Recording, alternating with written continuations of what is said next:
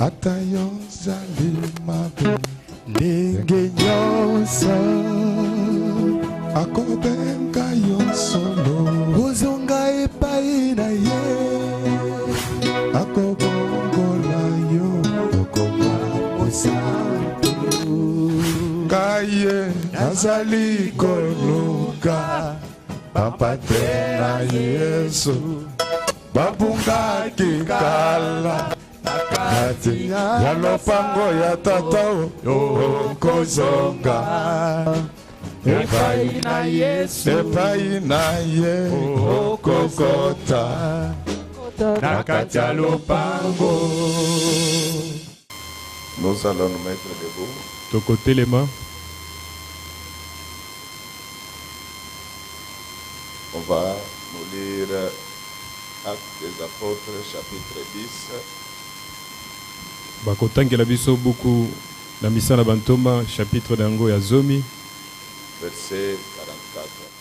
Comme Pierre prononçait encore ces mots, le Saint-Esprit descendit sur tous ceux qui écoutaient la parole. Amen. Je voudrais que nous puissions encore bien acclamer. Malingi tobeta maboko malamu pona ya wenza. Sakoli nyonso bakoloba na Yesu we amokolo yo akoya kosambisa mokili akoloba na ye boye bandeko boyoka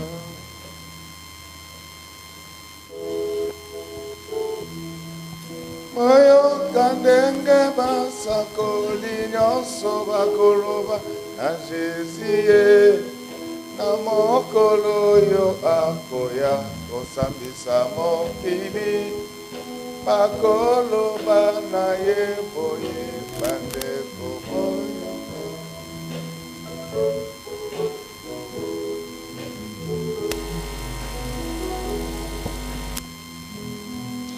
liloba na yonko otindaki biso toteyaki yango na mokili mobimba baboyake bato baboyake liloba na yo Jésus otindaki biso toteyaki yango na mokili mobimba baboyake bato baboyake solo tongo tongo tongo tongo tongo tongo na mokolo neyenga bisika biso katikati na mokili tozalaki kote ya liloba na yo bato baboyaki kotosa batolaki liloba na yo masiya lelo yo moko Nzambe katalikambo solo tongo tongo tongo tongo tongo tongo na mokolo neyenga bisika biso katikati na mokili tozalaki kote ya liloba na yo bato baboyaki koyoka bakomaki kosambela na kombo ya kekere lelo yo moko Yesu atalikambo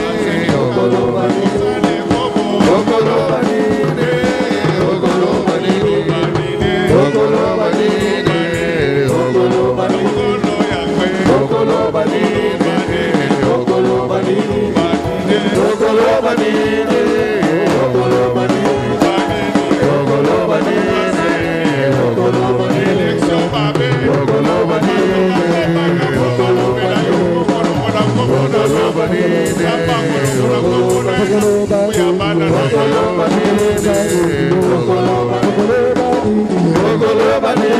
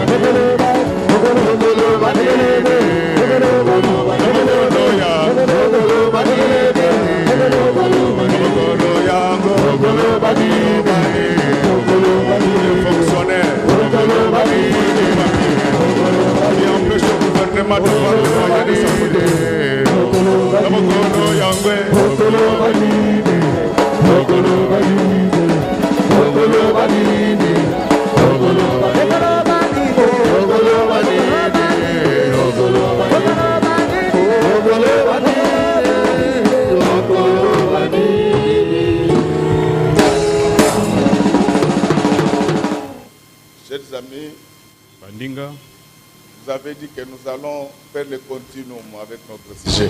nabisaki bino tokokoba na mama na likambo na biso. Aujourd'hui, ça sera le paraclet, deuxième partie. lelo ekozala molimo mosantu eteni ya mibale.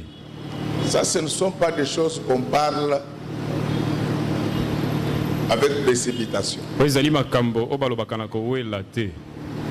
L'enseignement sur le Saint-Esprit, batangisi na molimo mosantu on doit en parler calmement. esengeli tolobela yango mpenza na kimia nyonso. C'est ainsi que les dimanches, lorsque nous introduisions, nous avons fait un balisage historique de cette affaire. ndebo mokolo na lomingo tango tobandaki tomekaki kotalisa mwa lisolo na oyo etali molimo mosantu.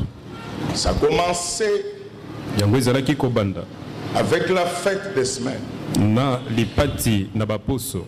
Nous avons expliqué comment on commençait avec l'offrande d'orge totalisaki lolenge nini babandaka na likabo na loso, et comment on terminait avec l'offrande de blé. lolenge nini bazali kosilisa na Quelle likabo na harmonie, masango. quelle syntonie, quelle symphonie dans les Écritures. boyokani ya lolenge nini na kati na makomi.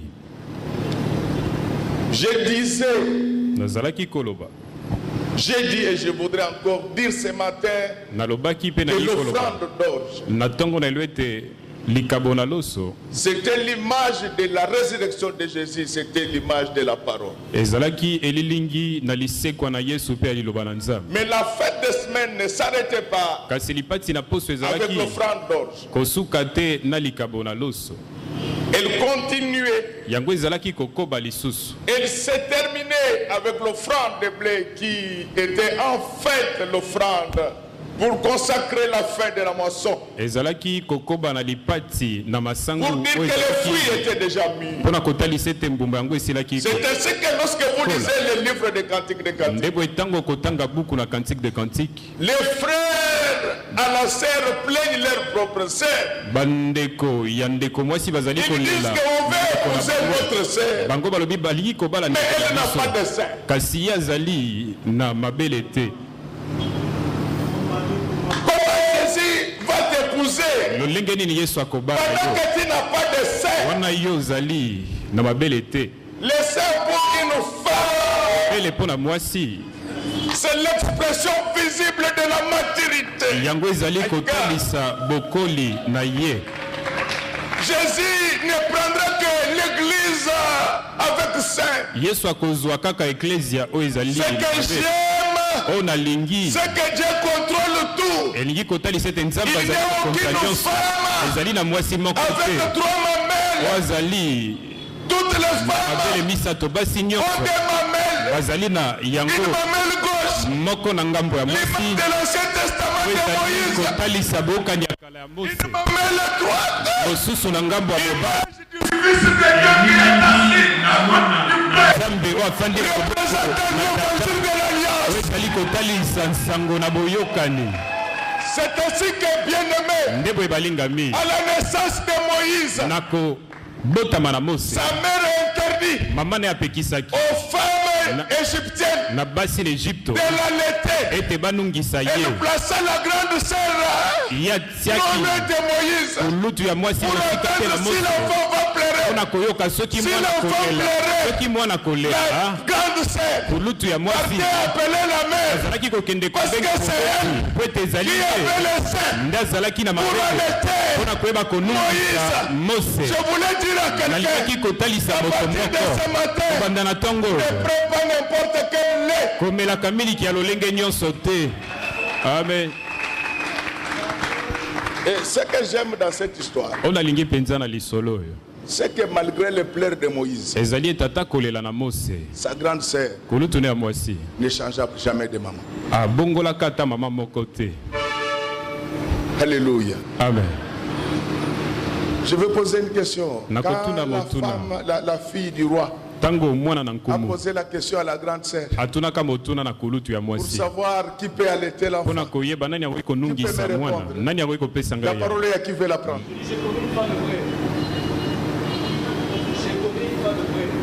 Ah! Que Dieu te bénisse. nzambe apambola yo. Elle dit que alobi boye ete je connais une femme. nayebi mwasi moko Quand Moïse Moïse, Tango Mose, d'être le sein de cette femme-là, Azali Kombela, il cesse de pleurer. Azali Kokata Kolela. C'est lui qui a rencontré Jésus. Ye oyo akutani na Yesu. Pourquoi ça ne marche pas maintenant? Atako makambo esimbi Il est découragé. Ye azali moto na Parce qu'il siko. sait que même si ça ne marche pas Atako maintenant, makambo yango esimbi sika mère. te moboti na ngai ya mwasi. Amen. ça me fait très mal aujourd'hui. Les gens parlent de l'enlèvement de l'église. Ezali kosalanga Mais pasi l'église n'a pas de saint. Nantina na connaître ma église kasi église Ce ezangi sont les mabele. frères. Il dit, mais Olingo Bala. Olingo Bala. Tu veux te marier? Comment tu vas allaiter ton enfant? Olingo comme un pasteur. Tu veux devenir Au pasteur? côté, il y a biloko nini. Qu'est-ce que tu vas Il y a prêcher? un moni gege à côté de C'est l'ébène. pourquoi vous voyez Guégué entrer dans l'église. Alléluia. Amen. Olingo ça l'église. Est-ce que Ozana iloko comme el sabbat? Tu veux créer une église. As-tu les mamelles pour allaiter les enfants? Ozo mabela comme el samwana. Pour avoir les Il faut seins, aller au sobota. pour allaiter les enfants, il faut Maman avoir déjà ça mis au monde.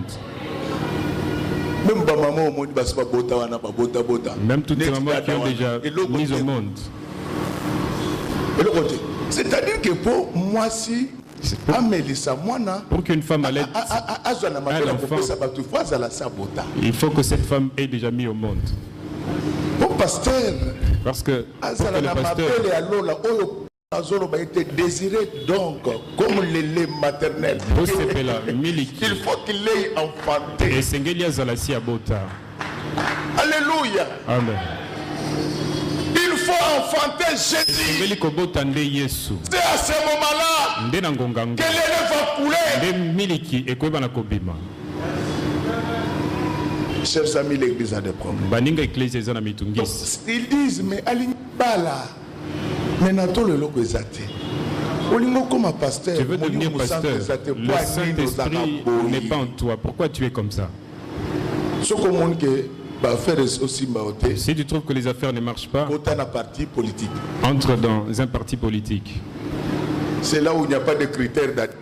Kuna nde pona kokota ba senga kate lokote. Non, il n'y a aucun critère. Ate lokote Et okokota vous pamba. pouvez vous. Okoki comme Ministre. ministre, comme ministre.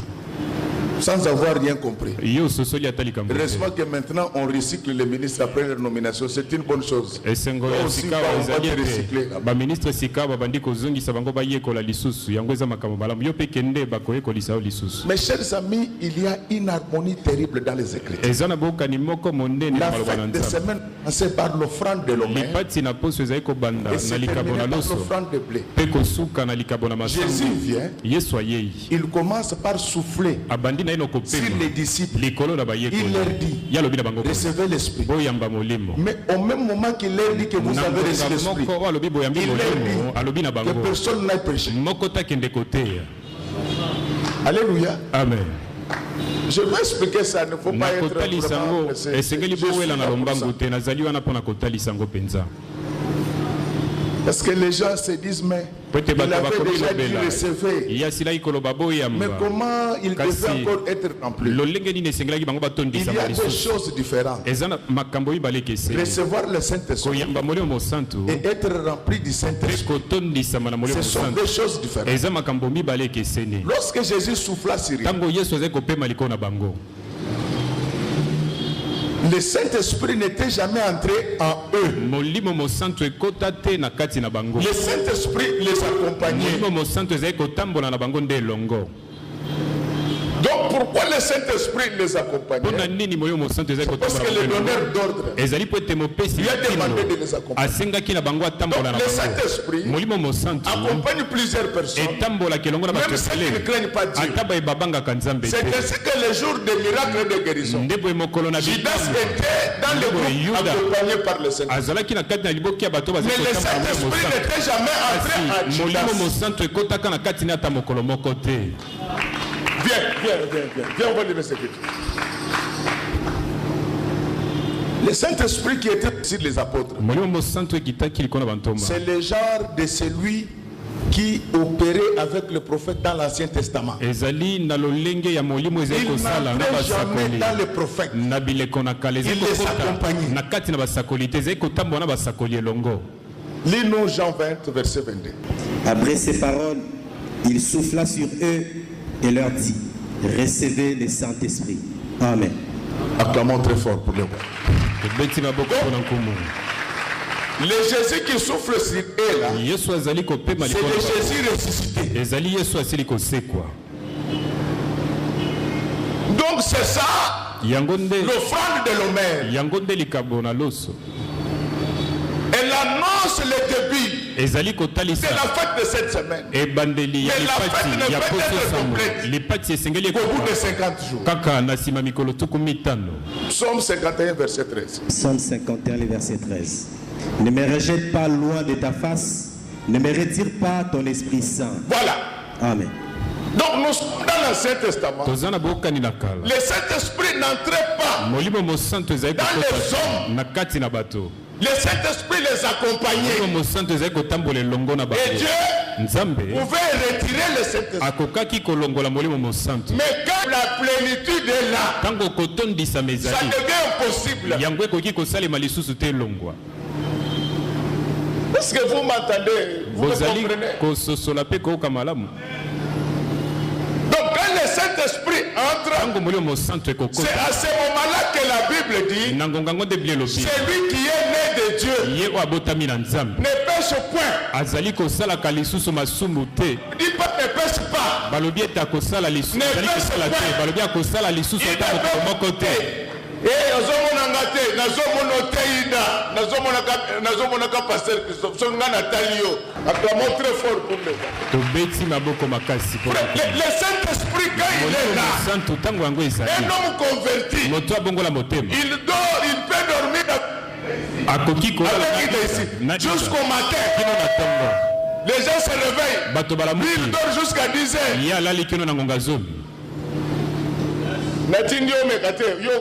Je ne t'ai pas envoyé pour tenter de le faire, parce que toi tu ne sauras pas.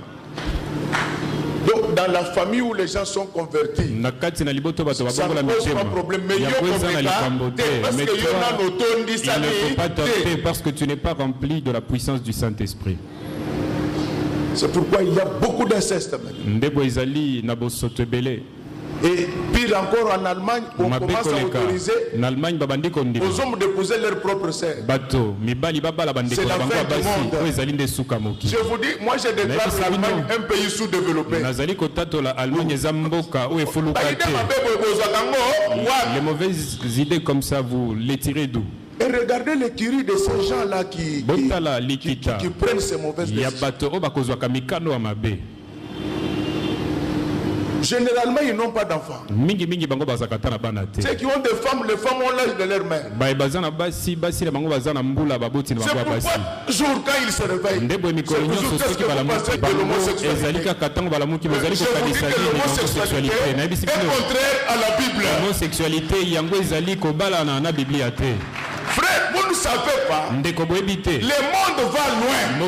C'est pourquoi je vous demande de beaucoup prier pour Donald Trump. Donald Trump n'est pas menacé parce qu'il se retire de l'accord sur le climat. Donald Trump est menacé parce qu'il ne faut pas l'homosexualité.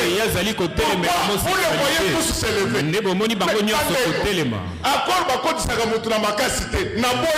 Les accords, on ne peut pas pas de votre pays. Et vous trouvez même les chrétiens qui ne comprennent pas. Ils disent que non. Trump a exagéré. Non, Trump est là. Trump azali. Si vous ne faites pas attention, même pour avoir le visa, on va commencer à vous imposer l'homosexualité. C'est pourquoi après avoir prié pour la majorité présidentielle, pour l'opposition, n'oubliez pas Donald Trump. Amen. Et quand il le voit là fâché, pourquoi il se retire? Et ils n'ont que cette parole-là. Ils ne cotisent pas. Mais vous avez dit que vous avez les Chinois qui peuvent vous aider. La crise est là. Est-ce que vous avez vu un Chinois sortir l'argent? À connaît pas. À demander. Et j'ouvre une parenthèse qu'il n'y a pas de gens qui détruisent l'Afrique comme les Chinois. Quand je veux parler de la théorie de la puissance, je vous avais dit qu'il y avait les hard power, il y avait les soft power, il y avait les smart power. Les hard power, ça c'est l'Occident.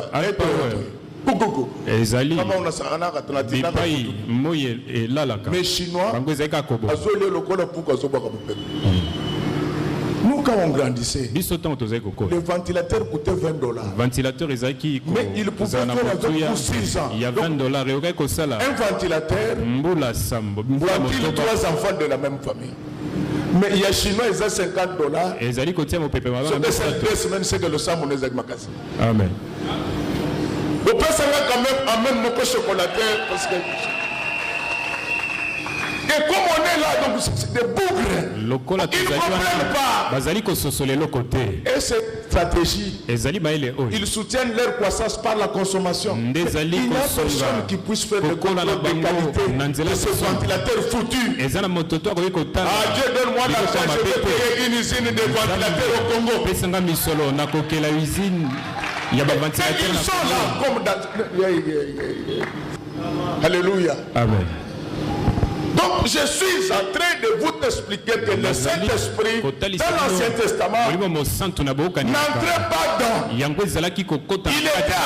Dès qu'il est saboté, Dieu l'a rappelé. Comme on rappelle les ambassadeurs en cas de conflit entre États. Vous avez suivi le Sénégal a rappelé son ambassadeur du Qatar. Il dit quand quelqu'un est rempli de la puissance, les pierres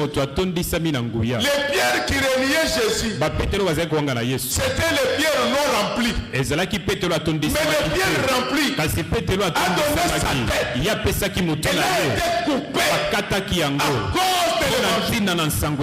Amen. Donc l'offrande de l'Homère, c'est l'image de la parole. C'est l'image du souffle de Jésus sur les apôtres. Mais il fallait attendre l'offrande de blé pour confirmer la maturation. Le Saint-Esprit est venu pour confirmer la maturité. C'est pourquoi toujours dans Cantique des Cantiques, la femme dit, moi je n'étais pas né comme ça, mais c'est le soleil qui m'a transformé. C'est ainsi que vous verrez une fille qui était quand elle est remplie de la puissance du Saint-Esprit.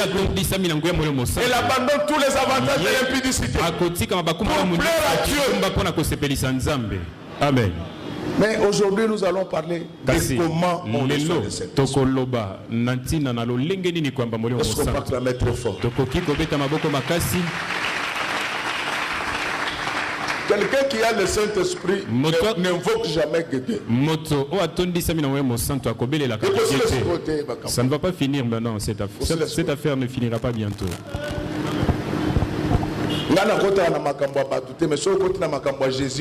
Moi je ne m'occupe pas des affaires des autres personnes, mais quand tu sauver l'église, viens détruire les affaires de Jésus, tu vas me trouver.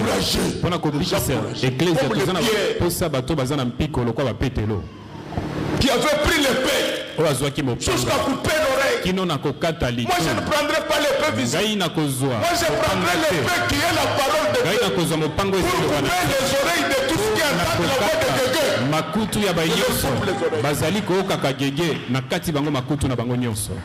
Comment je peux couper les oreilles?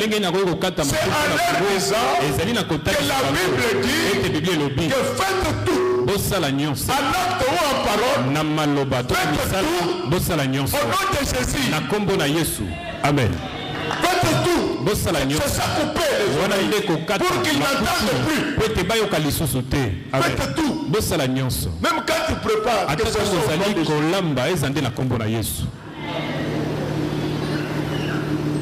Mes chers amis, le Saint-Esprit est au-dessus de toutes les forces.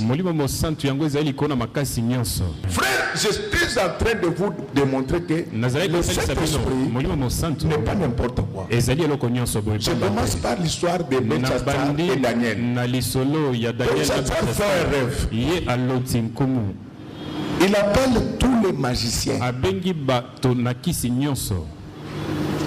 Mais encourager lui dit kasi moto moko mpiko atalisi alobi komu ozali kosenga yango ezali pasi koleka il faut les gens qui ont les esprits de Dieu. Donc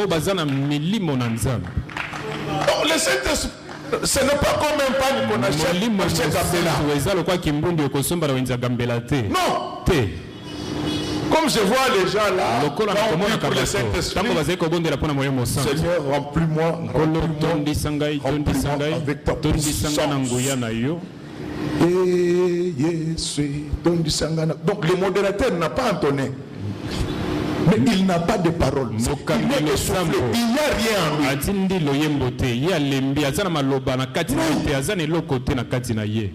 Non. Donc le Saint-Esprit, c'est un esprit supérieur. On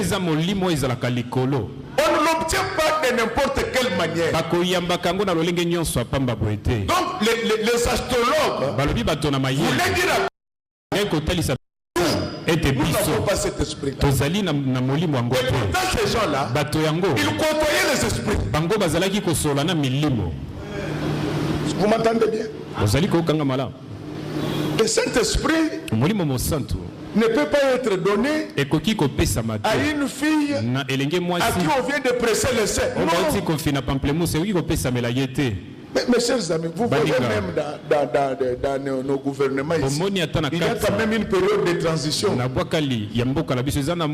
peut pas passer de la situation A directement à la situation B. Mais à peine on venait de te presser la poitrine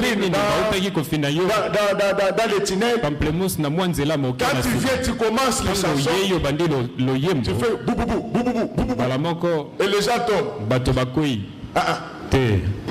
Le Saint-Esprit ne s'obtient pas comme ça. S'il était achetable, les astrologues devaient l'acheter. Mais ils ont dit au roi que par rapport à cette question, où il faut te rappeler ton propre. Il faut les gens qui ont les esprits de Dieu. Moi, je ne comprends pas le fidèle. Quel genre de fidèle vous êtes? Vous allez voir un prophète. Vous lui parlez déjà de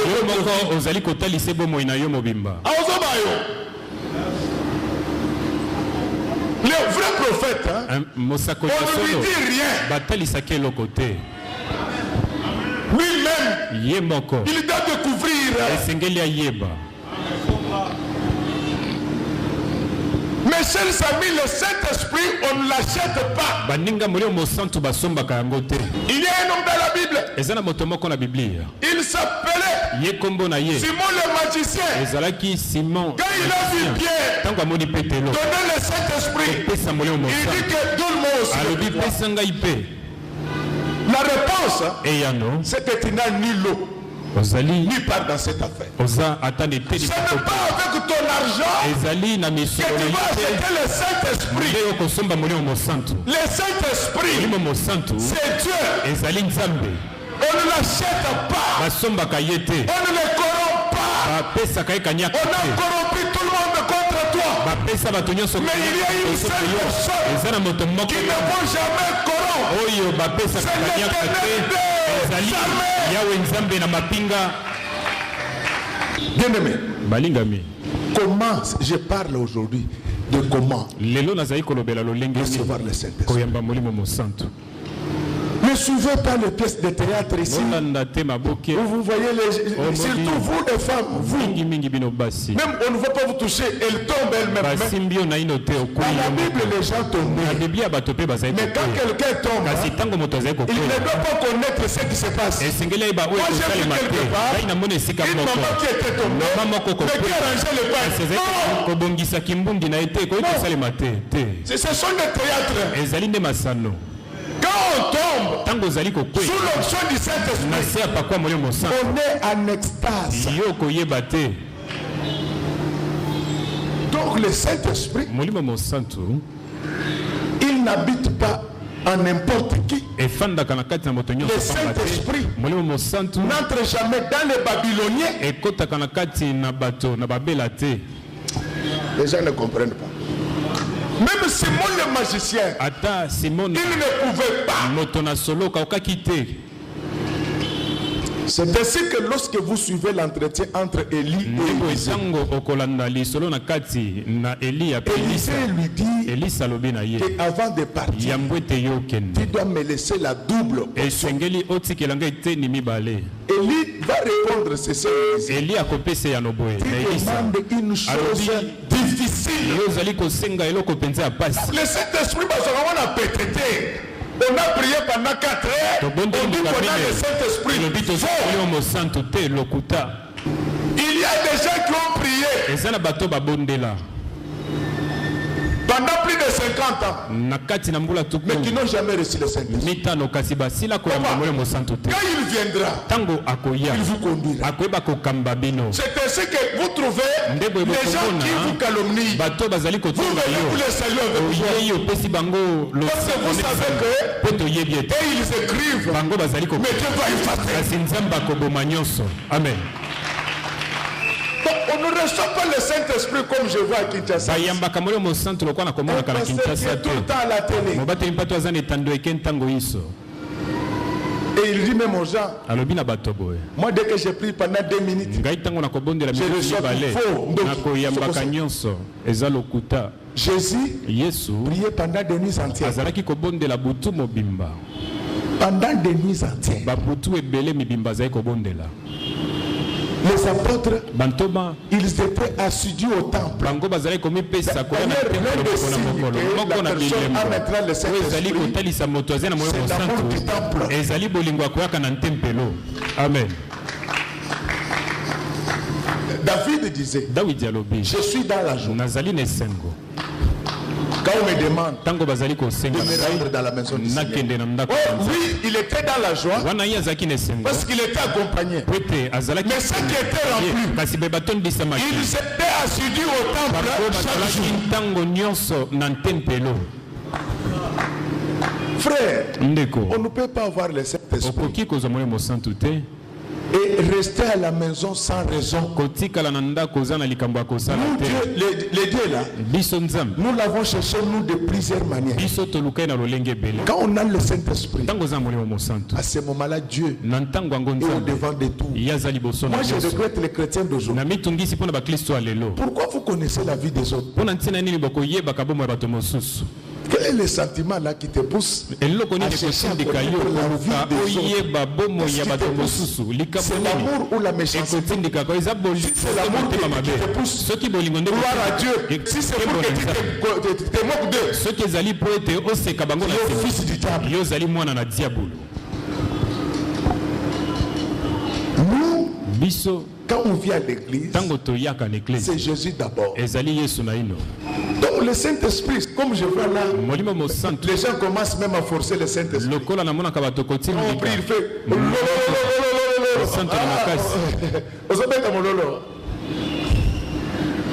on va entrer dans la manifestation du Saint-Esprit. Vous allez comprendre qu'il y a beaucoup d'aventures. Mes chers amis, regardez les astrologues babyloniens. Ils disent au roi que l'Esprit de Dieu, nous ne l'avons pas. Mais les filles d'aujourd'hui, comme ils aiment de prophétie, prophète je le suis aussi. Mais la grande prophétie, c'est la parole que je suis.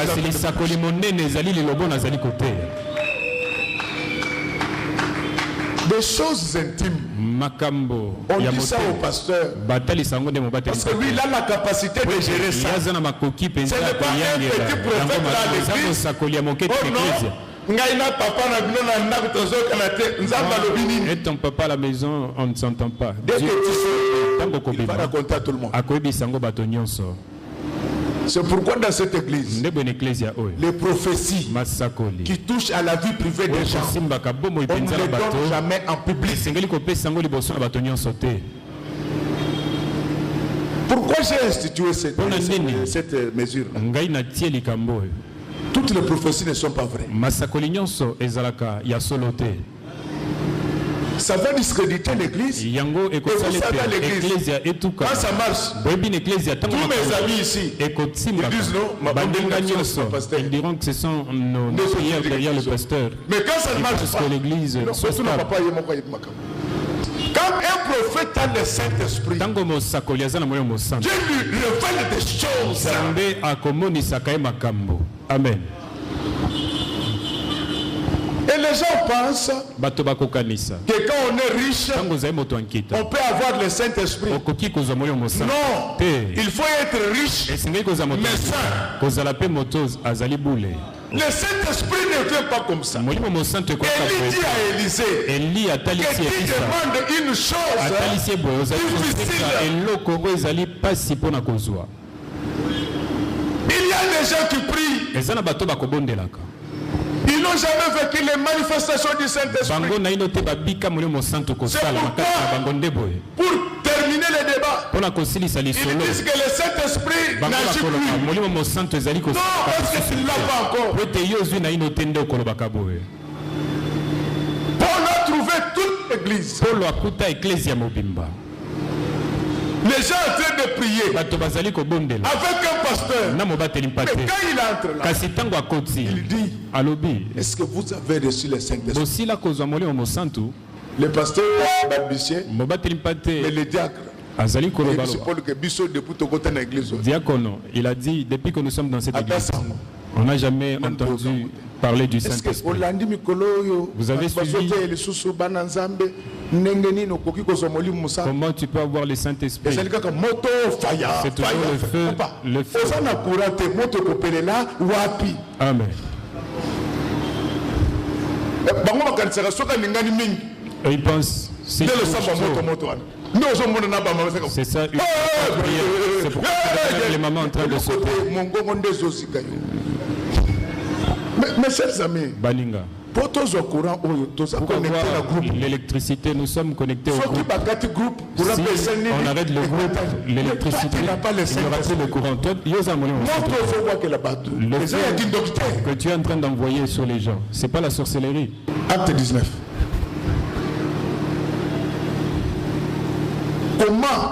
Comment recevoir le Saint-Esprit? Il y a des gens qui n'ont jamais expérimenté le Saint-Esprit. Le Saint-Esprit, avant d'entrer en vous, il doit se passer quelque chose de surnaturel. Avant de recevoir le Saint-Esprit, les yeux s'ouvrirent. Je sous forme d'une colombe. La colombe là n'est pas invisible. La colombe est visible. Nous ne sommes pas dans l'Ancien Testament. Dans le Nouveau, il y a Kapamba. La colombe est descendue. Même les collègues de baptême de Jésus ont vu la colombe. Est-ce que vous m'entendez vraiment bien? Acte 19. Pendant qu'Apollos était à Corinthe, Paul, après avoir parcouru les hautes provinces de l'Asie, arriva à Éphèse et a rencontré quelques disciples. Il leur dit: avez-vous reçu le Saint-Esprit? Disciples là, ils avaient brigadé les gens avec le nom de Jésus. C'est toujours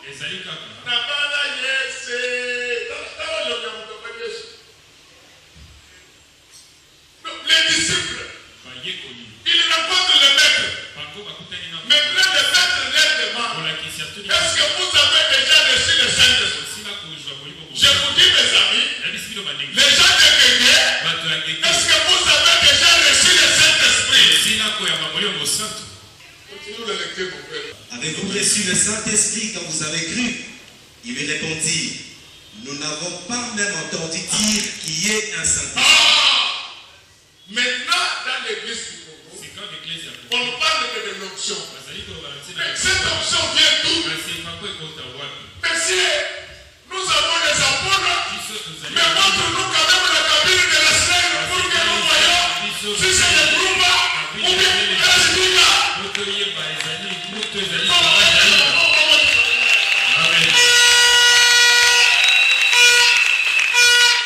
On est le fils là. Nous voyons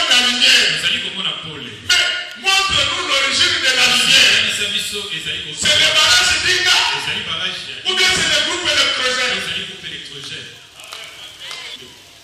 Il dit, de quel baptême avez-vous donc été baptisé? Et il répondit, du baptême de Jean. Alors Paul dit, Jean a baptisé du baptême de repentance, disant au peuple de croire en celui qui venait après lui, c'est-à-dire en Jésus. Sur ces paroles, ils furent baptisés au nom du Seigneur Jésus. Quand on baptise là, nous sommes dans l'Ancien et dans le Nouveau Testament. Mais ces barbares ici qui disent aux gens qu'on ne peut plus baptiser les gens, ils sortent d'où?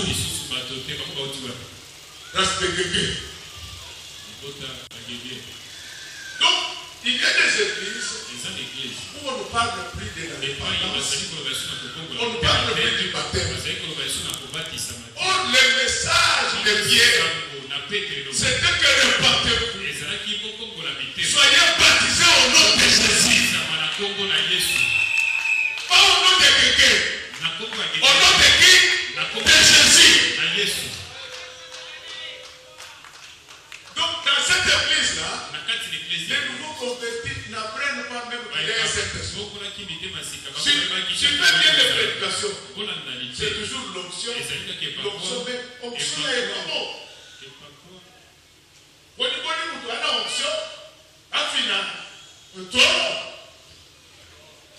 C'est comme ça que l'église se peut. Dans l'église où il y a le Saint-Esprit, on insiste sur le repentez-vous.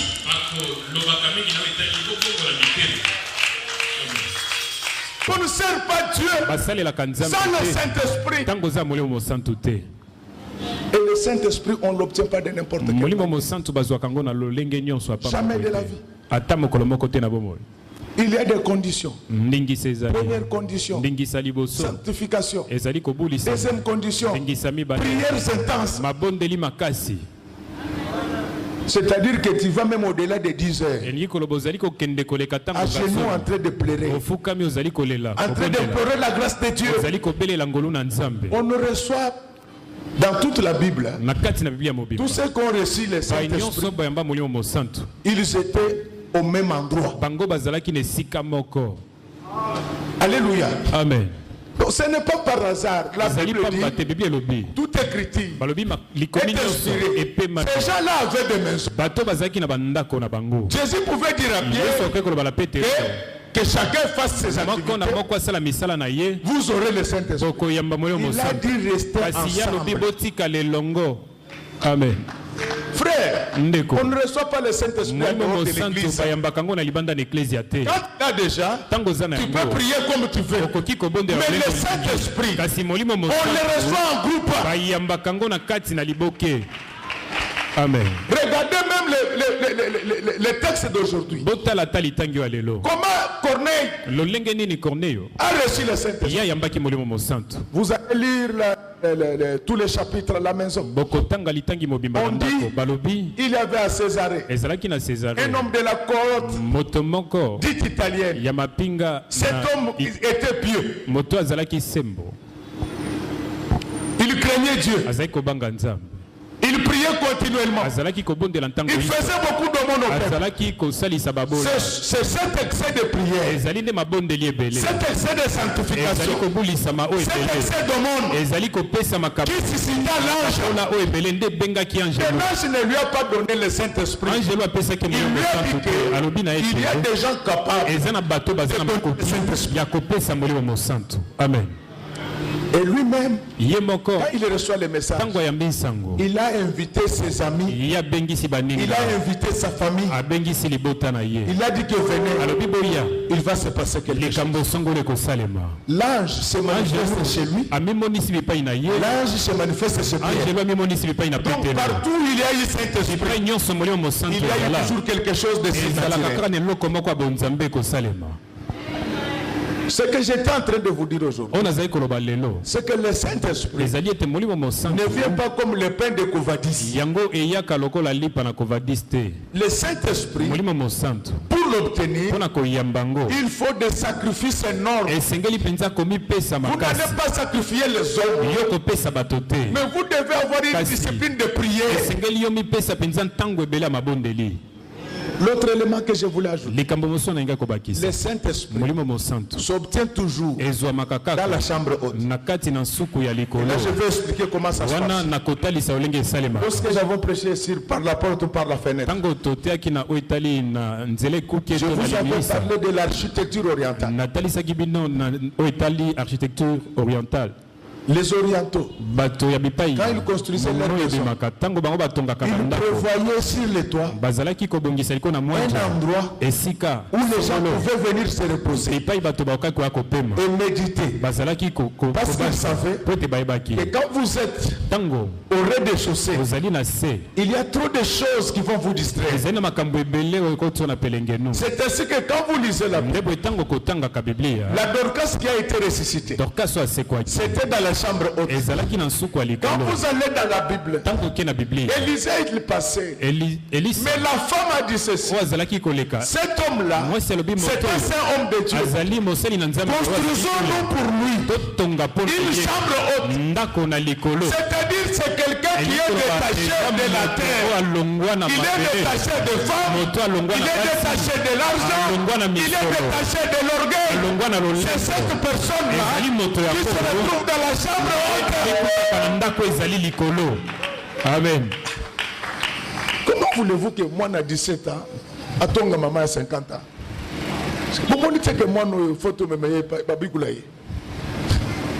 c'est anormal. Une fille ne parle pas de maman. Et même une maman, elle ne doit pas avoir de problème avec la fille d'autrui.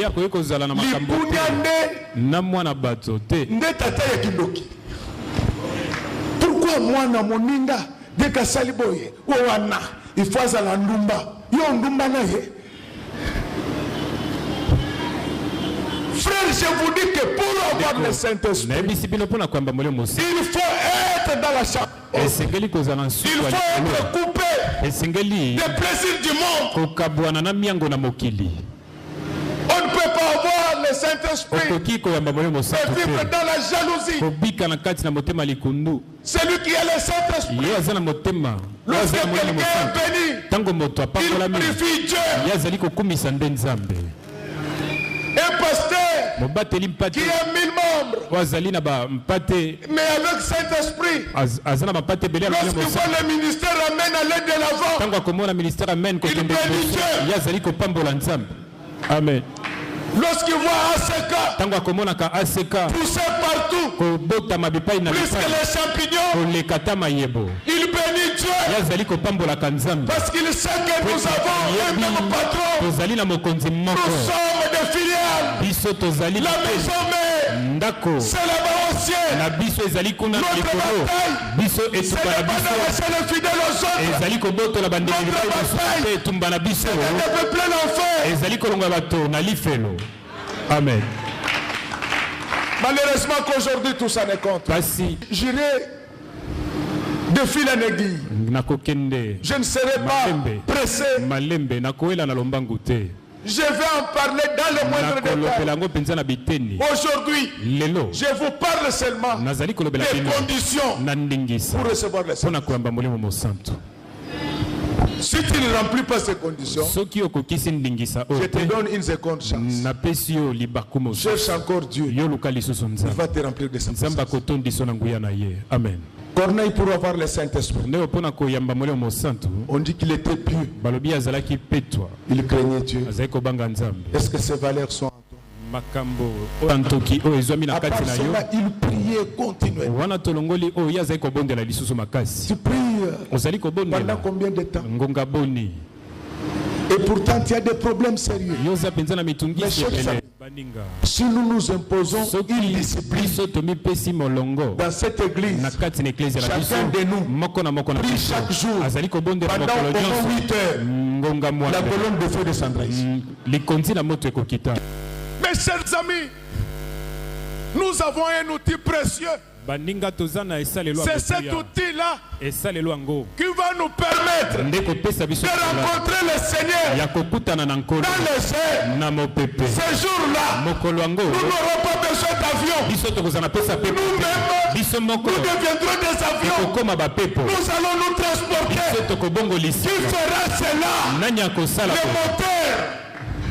le réacteur, entraînant dans l'homme, le Saint-Esprit, réacteur d'avion. C'est ça l'enlèvement. Je vous dis, lisez la Bible. Un homme dans la Bible est déjà devenu un avion. C'est le diacre Philippe. Donc ce n'est pas un esprit. Vous savez pourquoi Jésus marchait sur les eaux? Alléluia. Amen.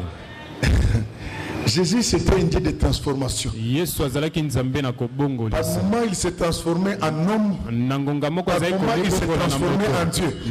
C'est ainsi que le jour où il arriva sur la montagne avec les trois apôtres, la Bible dit que son visage changeait. Les gens ne comprennent pas ce que je suis en train de dire. Donc le Jésus qui avait marché sur les eaux, ce n'est pas le fils de Marie. C'est lui qui marche sur les eaux. C'est le Jésus, le Fils du Très-Haut. Quand il y a le Saint-Esprit, il est possible que tu traverses Makelele en marchant.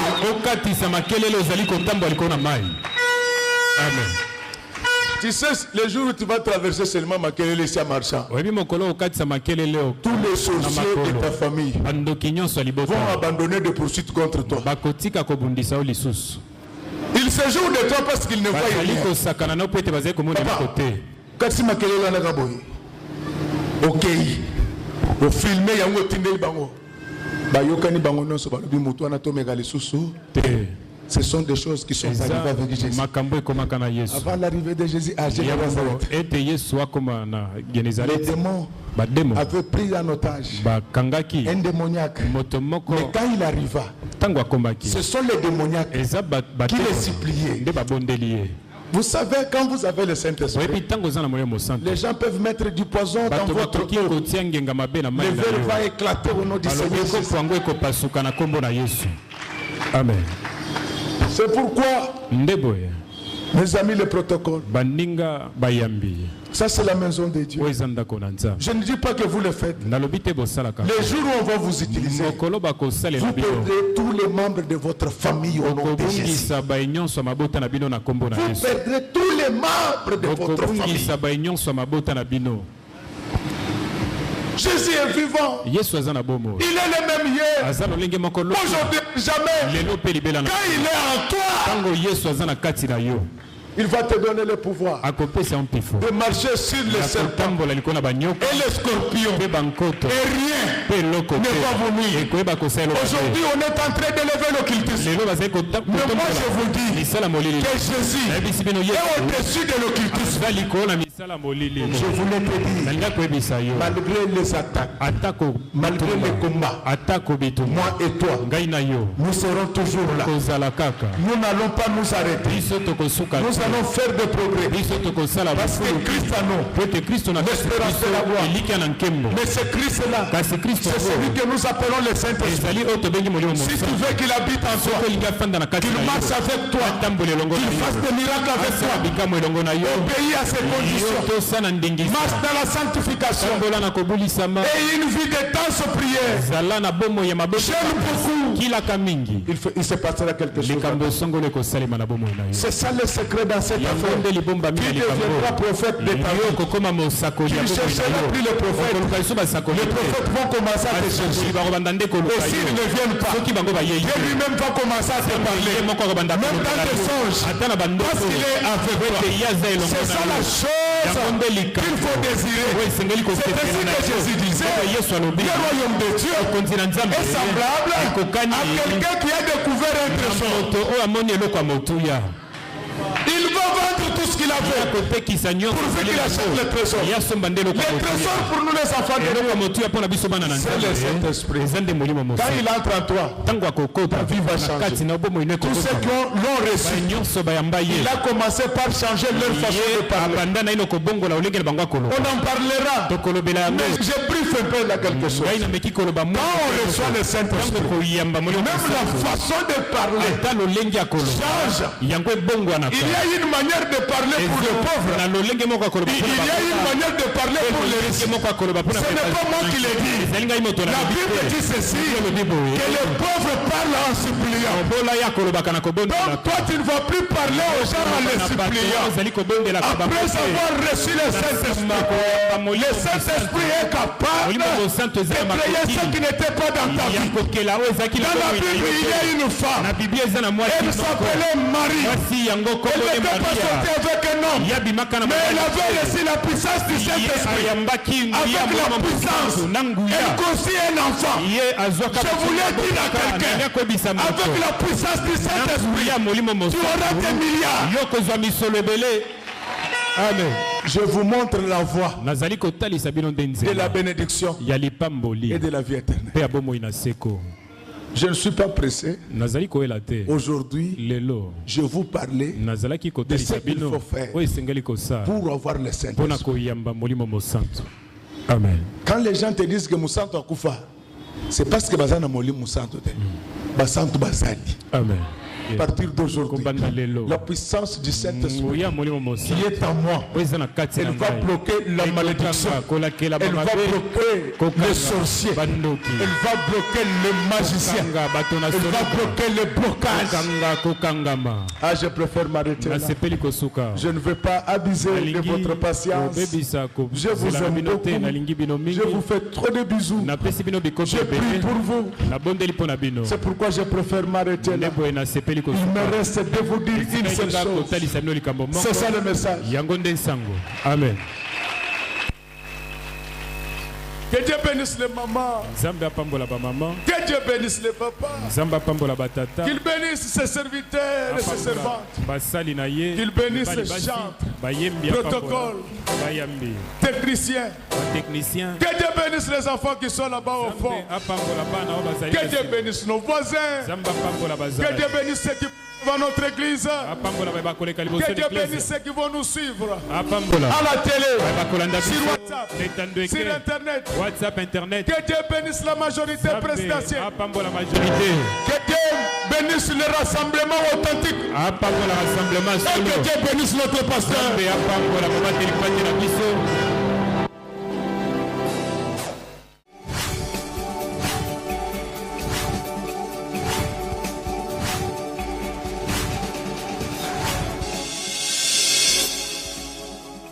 Kolo Yesu apoyaka moto te atayo zalimabe ndenge nyonso akobenga yo solo ozonga epai na ye akobongola yo okoma mosantu kaye nazali koluka bapate na Yesu babungaki kala kati ya lopango ya tata okozonga epai na Yesu okokota na kati ya lopango.